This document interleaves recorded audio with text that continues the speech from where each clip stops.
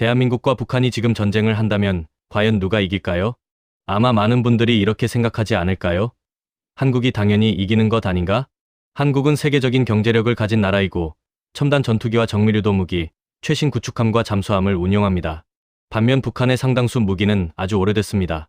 그런데 군대의 숫자만 놓고 보면 이야기가 달라집니다. 북한은 100만 명이 넘는 대규모 현역 병력을 유지하는 것으로 평가되고 있고 엄청난 규모의 포병 전력과 미사일 전력을 갖추고 있습니다. 특히 휴전선에서 서울까지의 거리가 짧다는 것은 한국에 상당히 부담스러운 조건입니다. 전쟁이 시작된다면 북한이 가진 장사정포와 미사일 가운데 일부는 수도권과 주요 군사시설을 공격하려 할 가능성이 있습니다. 그래서 남북한 전쟁은 단순히 최신, 무기가 많은 나라가 이긴다라고 끝낼 수 있는 문제가 아닙니다. 물론 군인이 많다고 군사력이 반드시 강한 것은 아닙니다. 현대전에서는 병력 숫자만큼이나 중요한 것이 있습니다. 바로 공군력, 정찰 능력, 위성, 통신, 정밀유도 무기, 지휘체계, 보급, 그리고 전쟁을 오래 지속할 수 있는 경제력입니다. 이 부분으로 넘어가면 한국이 가진 강점이 크게 나타나기 시작합니다. 한국 공군에는 F-35A 스텔스 전투기를 비롯한 현대적인 전투기가 있고 정밀 타격 능력과 감시, 정찰 체계 역시 북한과 상당한 격차가 있는 것으로 평가됩니다. 해군 역시 마찬가지입니다. 북한은 많은 함정을 가지고 있지만 상당수가 소형이고 노후화된 함정입니다. 반면 한국은 이지스 구축함과 잠수함 등 훨씬 현대적인 해군 전력을 운용합니다.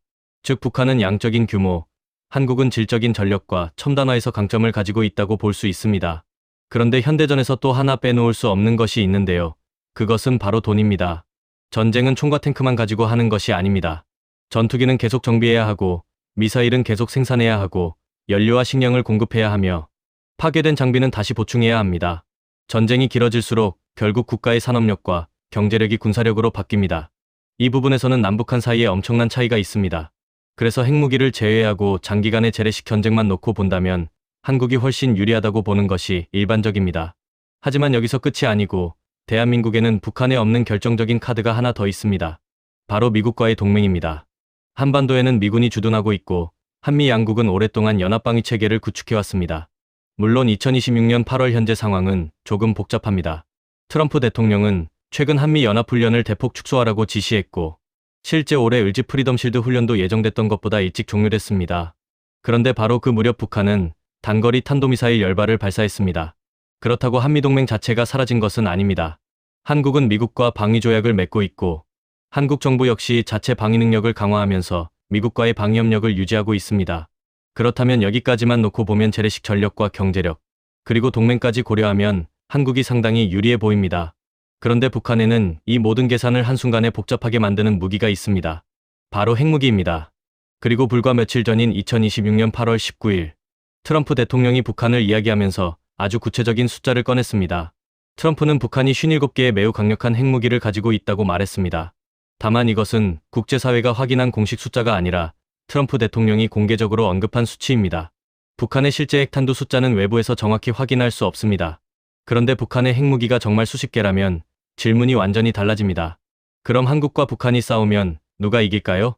북한은 정말 한국에 핵무기를 사용할 수 있을까요? 그리고 만약 사용한다면 그 순간 이 전쟁의 승자라는 것이 과연 의미가 있을까요? 여기서부터 남북한 군사력 비교는 전혀 다른 이야기가 됩니다. 그렇다면 실제로 전쟁이 시작된다면 첫날 한반도에서는 무슨 일이 벌어질까요? 많은 사람들이 가장 먼저 떠올리는 장면이 있습니다. 휴전선에 배치된 북한의 장사정포가 일제히 불을 뿜고 서울이 순식간에 초토화되는 모습입니다. 실제로 북한은 휴전선 인근에 상당한 규모의 포병 전력을 배치하고 있습니다. 서울 중심부는 군사분계선에서 불과 수십 킬로미터밖에 떨어져 있지 않습니다. 그래서 북한의 장사정포는 오랫동안 수도권의 가장 큰 위협 가운데 하나로 꼽혀왔습니다. 하지만 여기서 한 가지 구분할 필요가 있습니다.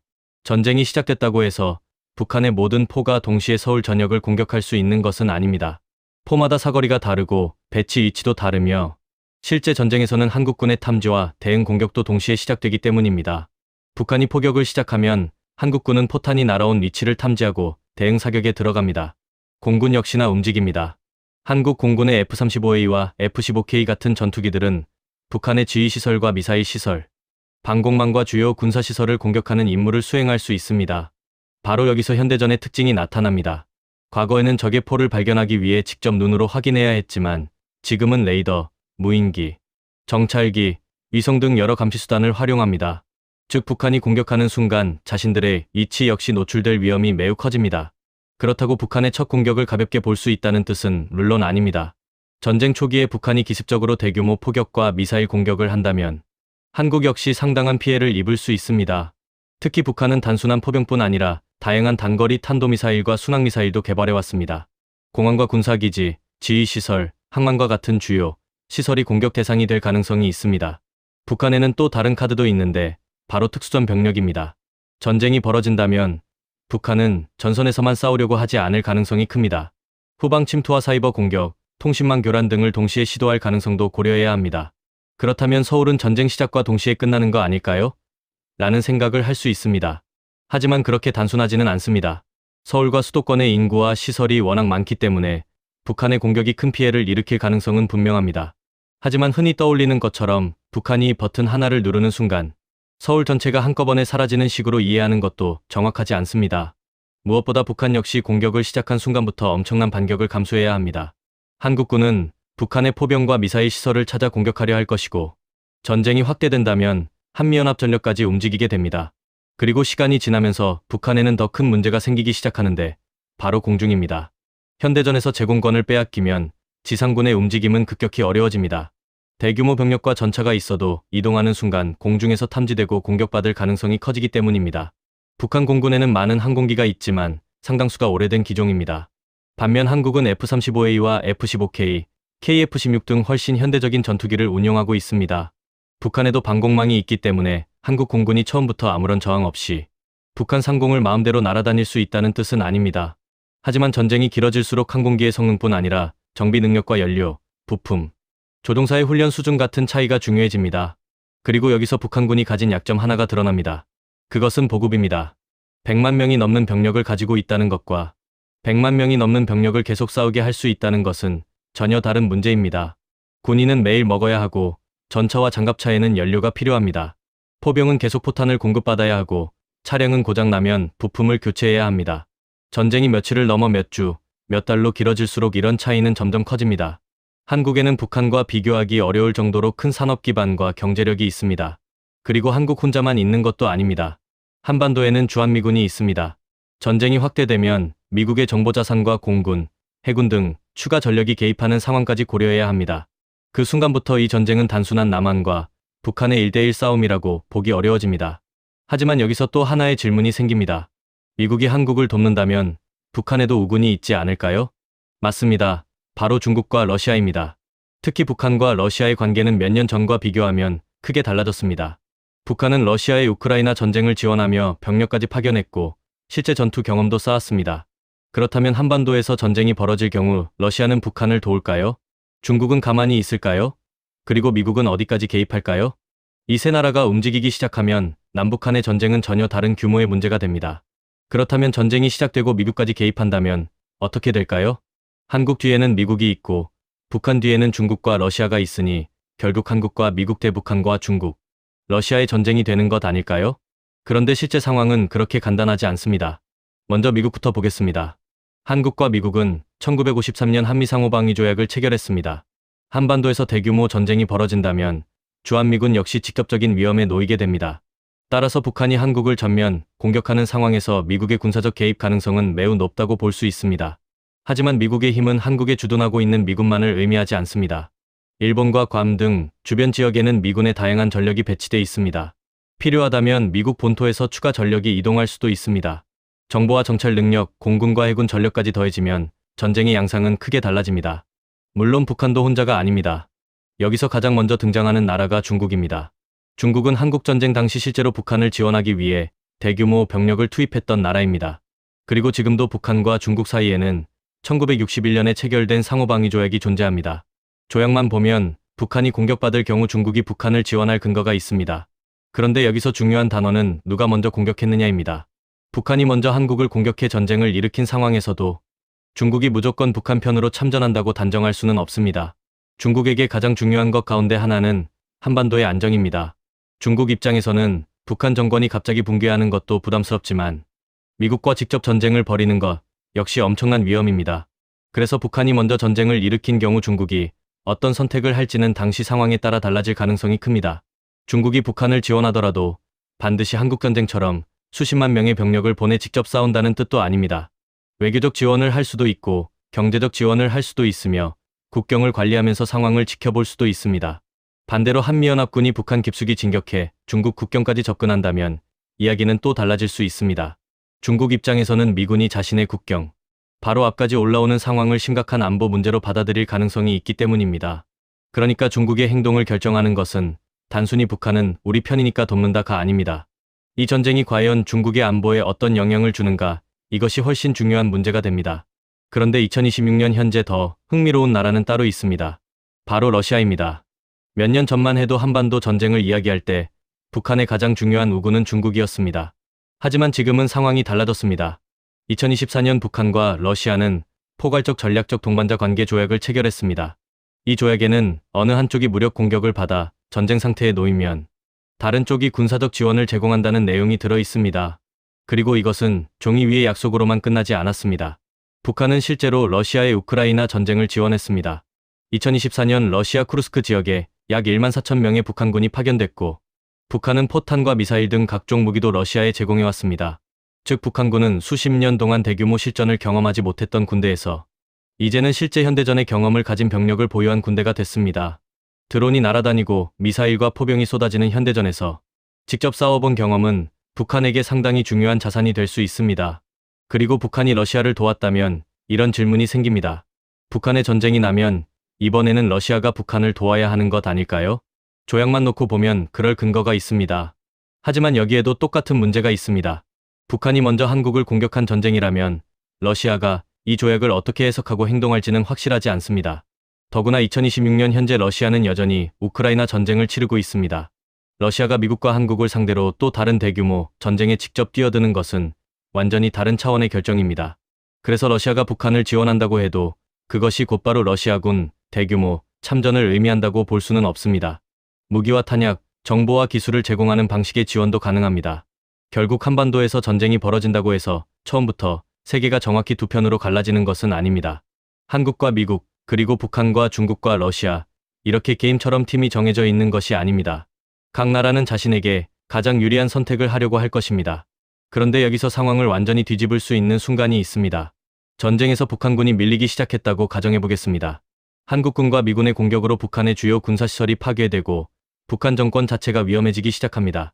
그때 김정은에게는 선택지가 점점 줄어듭니다. 그리고 마지막까지 남아있는 카드가 있습니다. 바로 핵무기입니다. 북한은 핵무기를 단순히 보유하고 있는 나라가 아닙니다. 북한은 자신의 핵무기 사용 조건을 법으로까지 규정해 놓았습니다. 정권의 생존이 심각하게 위협받는 상황 역시 핵 사용 가능성을 생각해야 하는 중요한 조건 가운데 하나입니다. 그렇다면 정말 북한 정권이 무너질 상황이 온다면 김정은은 핵 버튼을 누를까요?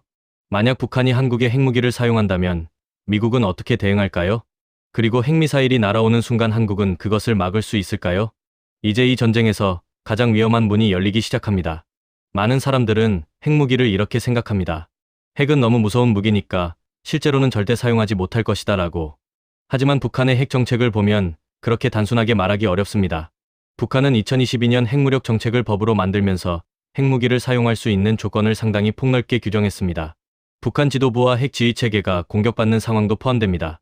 김정은을 포함한 핵 지휘부가 공격받아 지휘가 불가능해질 경우 미리 정해진 계획에 따라 핵 공격이 자동적이고 즉각적으로 이루어질 수 있다는 내용까지 들어 있습니다. 북한 입장에서는 자신들의 지도부를 제거하면 핵무기도 사용하지 못할 것이라고 한국과 미국이 생각하는 것 자체를 막으려는 겁니다. 쉽게 말하면 이런 메시지입니다. 김정은을 먼저 제거한다고 핵 공격을 막을 수 있다고 생각하지 마라. 그래서 한반도에서 전쟁이 벌어졌을 때 가장 무서운 것은 처음부터 핵전쟁을 계획하는 경우만이 아닙니다. 처음에는 재래식 전쟁으로 시작했는데 서로가 상대방보다 먼저 공격해야 살아남는다고 판단하면서 상황이 걷잡을 수 없이 커지는 경우입니다. 실제로 핵전략 전문가들도 이런 선제 공격 압박이 한반도의 핵전쟁 위험을 높이는 요인이라고 지적합니다. 그렇다면 북한이 핵을 사용하면 바로 전쟁에서 이기는 걸까요? 그것도 아닙니다. 핵무기는 엄청난 파괴력을 가지고 있지만 핵 한 발을 사용한다고 상대 국가의 모든 군사력이 동시에 사라지는 것은 아닙니다. 더구나 북한이 핵무기를 사용하는 순간 전쟁의 성격 자체가 완전히 달라집니다. 한국은 독자적인 핵무기를 가지고 있지 않습니다. 대신 미국의 확장 억제, 흔히 말하는 해구산에 의존하고 있습니다. 2026년 현재 한국 정부 역시 독자 핵무장이나 미국 전술핵 재배치가 아니라 미국의 해구산을 통한 억제를 공식적인 방향으로 유지하고 있습니다. 따라서 북한의 핵 공격은 단순히 북한과 한국 사이의 문제로 끝나기 어렵습니다. 미국의 핵전력까지 계산에 들어오기 때문입니다. 미국과 한국은 북한의 핵 공격이 있을 경우 압도적이고 결정적인 대응이 뒤따를 것이라는 입장을 오랫동안 밝혀왔습니다. 미국은 북한의 핵 공격이 김정은 정권의 종말을 가져올 것이라는 경고도 해왔습니다. 바로 이것이 북한이 핵무기를 가지고 있으면서도 쉽게 사용할 수 없는 가장 큰 이유 가운데 하나입니다. 핵은 북한 정권을 지켜주는 가장 강력한 무기이지만 실제로 사용하는 순간 오히려 북한 정권의 생존을 끝낼 수도 있는 무기입니다. 아이러니하게 살기 위해 만든 무기를 사용하는 순간 자신이 죽을 수도 있는 겁니다. 그래서 북한에게 핵무기의 가장 중요한 역할은 실제로 터뜨리는 것보다 상대방에게 이런 생각을 하게 만드는 데 있을 수 있습니다. 북한을 끝까지 몰아붙이면 정말 핵을 사용할지도 모른다는 생각 말입니다. 그 두려움 자체가 북한에게는 강력한 억제력이 됩니다. 그런데 문제는 핵무기를 사용하기로 결정했다고 해서 원하는 곳에 반드시 떨어뜨릴 수 있는 것은 아닙니다. 북한의 핵탄두를 실은 미사일이 발사된다면 한국은 가만히 보고만 있을까요? 아닙니다. 한국과 미국은 북한의 미사일을 먼저 탐지하고 추적하고 요격하기 위한 여러 방어체계를 운용하고 있습니다. 그러면 북한이 핵미사일을 서울을 향해 발사한다면 우리는 정말 막을 수 있을까요? 그리고 만약 요격에 실패한다면 어떻게 될까요? 하지만 이 이야기는 잠시 뒤로 미뤄두겠습니다. 우리가 처음 던졌던 질문부터 끝내야 합니다. 그래서 한국과 북한이 전쟁하면 결국 누가 이길까요? 정답은 단순히 탱크와 군인의 숫자를 비교해서 결정할 수 없습니다. 핵무기를 사용하지 않는 재래식 전쟁을 가정해보면 전쟁 초기에는 북한이 상당히 위험합니다. 휴전선과 수도권의 거리가 짧고 북한은 대규모 포병과 미사일 전력을 보유하고 있습니다. 기습적인 포격과 미사일 공격이 벌어진다면 한국도 상당한 피해를 피하기 어렵습니다. 북한의 특수전 병력과 사이버 공격 역시 변수가 될 수 있습니다. 하지만 전쟁이 장기전이 된다면 상황은 달라질 가능성이 큽니다. 그래서 핵무기를 제외한 장기적인 재래식 전쟁이라면 한국이 우세할 가능성이 높다고 볼 수 있습니다.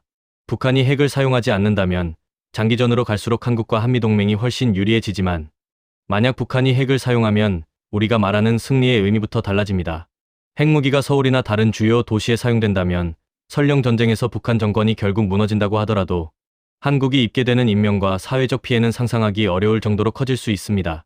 그리고 북한 역시 핵무기를 사용하는 순간 미국의 압도적인 보복 가능성을 감수해야 합니다. 그래서 핵무기는 북한에게 이상한 무기입니다. 가지고 있기 때문에 정권을 지켜줄 수 있지만 실제로 사용하는 순간 정권을 끝낼 수도 있는 무기입니다. 바로 이것 때문에 남북한 전쟁에서 가장 중요한 질문은 단순히 누가 더 강하냐가 아니라 누가 이기느냐보다 어떻게 하면 전쟁 자체가 시작되지 않게 하느냐가 훨씬 중요한 문제입니다. 전쟁이 벌어져 북한 정권이 결국 패배한다고 해도 그 과정에서 서울과 수도권이 큰 피해를 입고 수많은 사람이 죽는다면 그것을 우리가 흔히 생각하는 의미의 승리라고 부르기는 어렵습니다. 그래서 북한의 핵무기는 전쟁에서 이기기 위한 무기인 동시에 전쟁을 시작하지 못하게 만드는 억제 수단이기도 합니다. 그런데 여기서 이상한 점이 하나 있습니다. 북한은 오랫동안 경제적으로 어려운 나라였습니다. 그럼에도 막대한 돈과 인력, 시간을 핵무기와 미사일 개발에 쏟았습니다. 최근에는 러시아와의 군사협력을 통해 실제 전투 경험과 새로운 군사적 자산까지 축적하고 있습니다. 도대체 북한은 왜 이렇게까지 핵무기에 집착하는 걸까요? 정말 한국을 공격하기 위해서일까요? 아니면 김정은에게 핵무기는 전혀 다른 목적을 가진 무기일까요? 그리고 핵무기를 수십 개나 가지고 있다면 왜 지금까지 단 한 발도 사용하지 않았을까요? 그 이유를 알면 북한이 왜 핵무기를 포기하지 않는지도 조금 다르게 보이기 시작합니다. 여러분은 어떻게 생각하시나요?